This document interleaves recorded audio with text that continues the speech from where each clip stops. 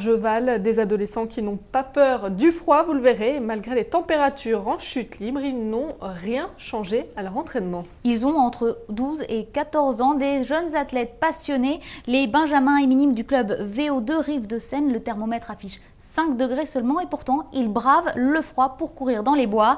Un entraînement de cross hebdomadaire et pour celui-ci, vous le verrez, ils ont tout prévu. Rémi Garaillon et Raphaël Lacruz. Tout de suite, allez vous échauffer 4 fois aujourd'hui. C'est parti!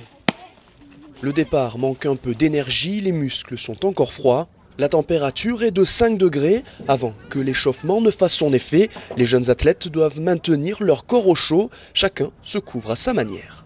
Un pull de plus et c'est tout. Et je mets des gants, je mets parfois un bonnet et j'amène mon manteau.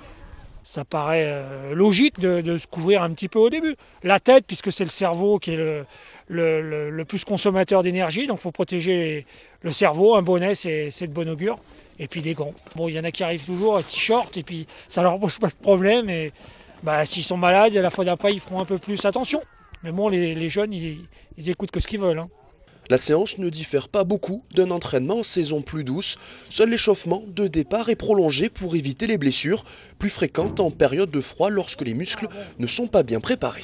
Les distances restent pareilles, c'est la même durée, mais par contre on s'étire plus longtemps. Bien gérer cet épisode de froid est primordial pour le club. Ce début d'année reste une période charnière dans la saison de cross.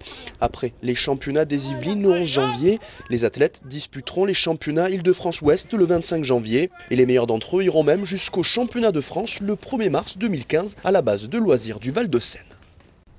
Et on termine avec de la culture et une exposition des